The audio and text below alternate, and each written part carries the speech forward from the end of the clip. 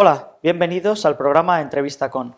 Hoy vamos a abordar un tema de gran calado social, muy sensible, un tema que afecta a esas personas tan desprotegidas en nuestra sociedad como son los niños. José Antonio Díaz Huertas es director del programa de atención al maltrato infantil de la Comunidad de Madrid y Rosa Suárez es enfermera, es la jefa de división de enfermería de SAMUR Protección Civil. Son los dos de los grandes expertos en maltrato infantil de este país y sobre todo también nos van a hablar hoy de cómo abordarlo desde la óptica de los profesionales sanitarios. Rosa, José Antonio, bienvenidos a Canal Enfermero. Muy buenos días, muchas gracias. Bueno, José Antonio, ¿cuántos niños, porque son cifras que no se manejan habitualmente en los medios, cuántos niños se estima que sufren algún tipo de maltrato en España? Nosotros lo que conocemos es que a niños que no pueden vivir con su familia porque se da una situación en que los padres no atienden adecuadamente a las necesidades de estos niños, que es un maltrato, pues son 35.000. En el registro de casos del ámbito sanitario de la Comunidad de Madrid se detectan más de 500 casos al año. En España hay más de 3.200 juicios al año por temas de abusos sexuales. Es decir, que esto que sería la punta del iceberg, lo que se conoce, porque se dice que cada caso conocido habría otros 7 o 10 que no se conocen. 7 o 10, o sea, podríamos hablar de cifras de 300.000 niños. Eso diría, pero lo cierto y verdad es que estos, que ya vuelvo a decir que me parece que son cifras alarmantes, ¿no? 500 y pico al año solo del sector sanitario aquí en Madrid.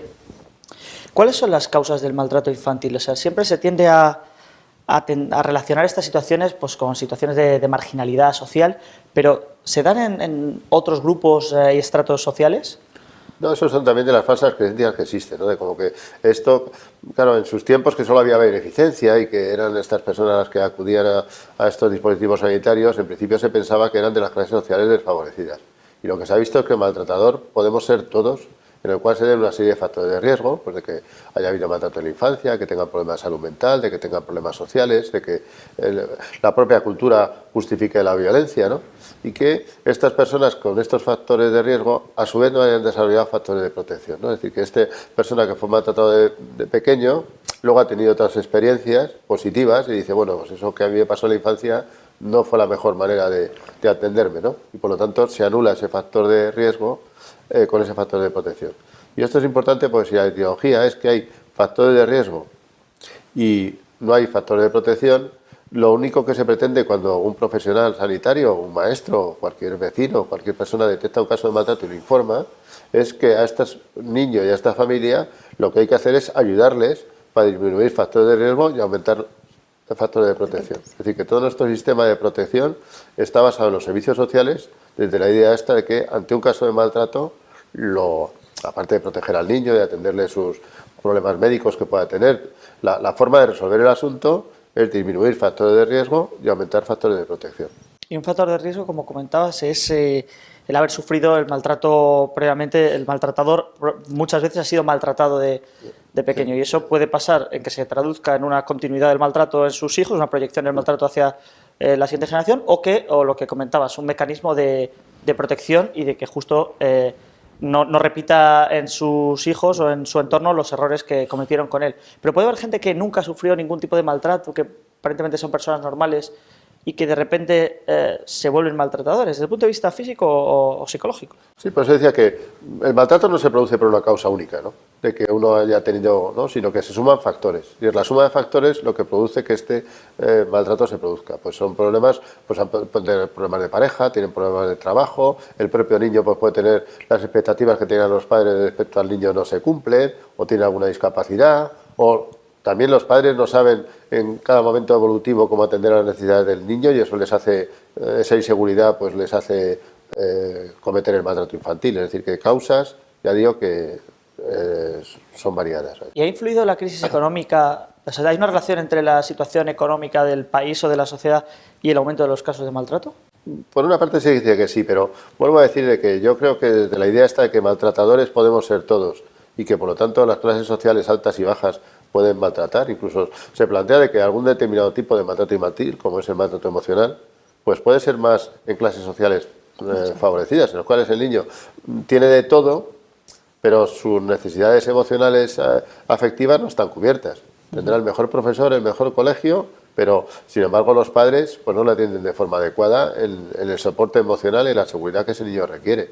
Y eso en clases sociales donde... Pero el problema de esto, claro, también es decir, ¿quién le dice al padre que está preocupado en mucho profesor particular, mucha atención, que no está cumpliendo adecuadamente con sus deberes de padre, ¿no? Ajá. Rosa, ¿qué tipos de maltratos existen? Hablamos del maltrato físico, que es como lo obvio, pero es un abanico de trastornos mucho más grande, ¿no? Sí, bueno, la verdad que la idea que a todos nos viene cuando hablamos de maltrato es a un niño con hematomas, con golpes, el maltrato físico, pero es más frecuente el maltrato, como comentaba José, psicológico, el maltrato físico, psicológico. Puede producirse maltrato no intencionado, porque también el maltrato nos viene la idea de que sea intencionado y puede ser por negligencia, por una falta de cuidado, como comentaba José. En clases, por ejemplo, ahora estamos viendo estos días en la prensa el caso de la niña con una enfermedad rara, que los padres han hecho uso de esa niña y aparentemente esa niña está bien cuidada, pero sin embargo es una forma de maltrato el uso que han hecho de ella, ¿no? O lo que comentaba José Antonio, pues actualmente los problemas que tenemos para conciliar vida laboral con vida familiar, niños que pasan mucho tiempo solos o al cuidado de otras personas o en excesivas actividades y que no reciben el apoyo psicológico de sus padres. Entonces, bueno, maltrato físico, psicológico, por negligencia, como digo, por falta de cuidado, abuso sexual, son los tipos de maltrato tipificados, que muchas veces se dan en conjunción, porque evidentemente un niño que recibe maltrato físico está recibiendo un maltrato psicológico. Ajá. Y bueno, la importancia, estamos aquí y yo que pertenezco al SAMUR, estoy aquí ¿por qué? Porque los profesionales sanitarios, las enfermeras en concreto, que tenemos acceso a los niños desde muchos ámbitos, no solo desde el hospitalario, el centro de salud, enfermería escolar, yo que vengo de emergencia extrahospitalaria, tenemos la posibilidad de detectar estas situaciones de riesgo de forma muy temprana. Entonces es muy importante que nos concienciemos de que el maltrato no solo son niños que nos vamos a encontrar golpeados, que cuando a lo mejor ya se llega al maltrato físico, el niño viene de un historial largo de otros tipos de maltrato y que tenemos que ponernos las gafas de ver ese maltrato para detectarlo y poder notificarlo y ayudar a esos padres a tener otra educación a sus hijos. ¿Y cuáles podrían ser las claves para que los profesionales sanitarios, las enfermeras que no están tan especializadas en este ámbito como vosotros y los médicos y el resto del personal sanitario, pueda detectar ese maltrato no evidente? ¿Qué pistas podemos dar a los compañeros para, en una consulta normal y corriente, detectar un potencial caso de maltrato en una fase embrionaria, como comentamos, para luego que no llegue a transformarse en un niño agredido o del que se ha abusado sexualmente? ¿Cuál podría ser una pista? Bueno, en nuestro caso, que lo detectamos fuera del ámbito habitual de una institución sanitaria, lo que tenemos que estar es observar. Comentaba José, que es pediatra con una experiencia amplísima en este tema, es pediatra social.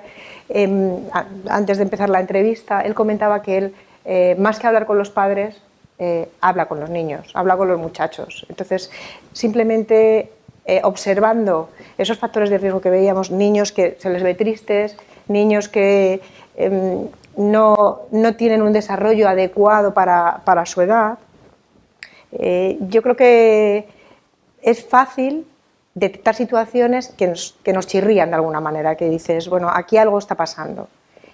Lo que tendemos muchas veces es hacer una negación porque nos resulta muy complejo el pensar que vamos a meter a esos padres en un problema, tendemos a empatizar con el adulto más que con el niño, y como no conocemos muy bien, que eso a lo mejor nos lo puede comentar José, el desarrollo que sigue esto posterior, tenemos un poco de miedo, hacemos una negación. Pero son situaciones que cualquier profesional sanitario de forma temprana detecta que un niño algo está pasando. ¿Pero qué tiene que hacer? Imaginemos que ves un caso en el que sospechas o tienes indicios de que ese niño que algo está pasando raro, como decías. ¿cuáles son los pasos a seguir por parte del profesional sanitario? ¿Y cómo podemos hacer que no tenga ese miedo?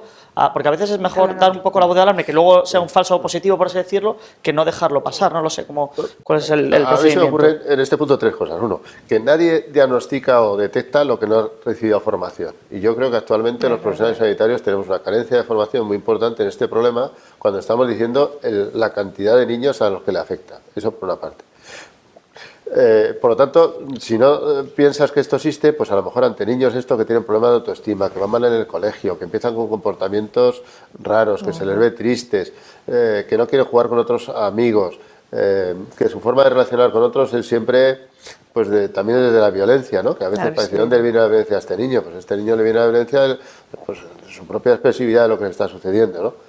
Porque es muy fácil pensar que el fracaso escolar o la autoestima del niño viene pues porque el niño tiene algún tipo de dificultades académicas, ¿no? Y se le lleva al neurólogo y se empieza a hacer, y sin embargo no empiezas a pensar, ¿no? Incluso en patologías como puede ser el trastorno de déficit de atención e hiperactividad. Muchas veces son niños que es una forma también de llamar la atención. Sí, que yo no digo que el síndrome no exista, que existe, ¿no? Pero hay muchos que lo que hacen es llamar la atención pues a través de esas conductas. Niños que iban bien y empiezan a ir mal y llega la adolescencia y se dice, esto es la adolescencia, ¿no? Y se atribuye a la adolescencia y nadie ha hecho el diagnóstico diferencial pues con un posible abuso sexual y a lo mejor pues esta niña o este niño pues está siendo acosado por el padre de su mejor amigo y claro, ya no quiere ir a casa de su amigo y empieza. Por eso digo que lo que habría que estar es atento a, y como decía Rosa, pues hablar más a los niños e incluso hacer programas preventivos, ¿no? De enseñar a los niños a decir no y a identificar situaciones de riesgo, tanto de maltrato como de otras circunstancias, de adicciones o de otras cuestiones que puedan afectar al niño, pues a que lo comunique con los padres. Yo creo que uno de los grandes problemas quizás que hay ahora es que con tanto internet y tantas redes y a veces la comunicación padres-hijos está sufriendo, ¿no? Entonces, sí, que la gente ya no habla en la cena, sino que está todo el mundo con el móvil, ahí chateando con quien sea y falta eso sumado a lo que decíamos de la conciliación, de que los padres llegan muy tarde de trabajar y quemados y pues al final casi no ves al niño, no sabes qué ha hecho, qué no ha hecho y puede pasar que... Antes hablamos de maltrato, claro, maltrato es que desde una visión amplia pues podríamos ver de cómo habría que ver al niño ese como sujeto de derechos y hablar de los derechos del niño y cómo no atenderle según sus derechos pues implica no atenderle adecuadamente y por lo tanto pues ver qué cosas se están haciendo mal. Hablar de maltrato infantil implica de cómo la sociedad, pues a los niños cada día las formas de maltrato son diferentes. Frente a las formas clásicas, como decía Rosa, de físico, emocional, sexual y negligencia, pues ahora empieza todo el tema de internet, la pornografía. Es decir, que aquí hemos superado el trabajo infantil, quizás en nuestra sociedad, pero sin embargo aparecen otras formas de explotación, ¿no?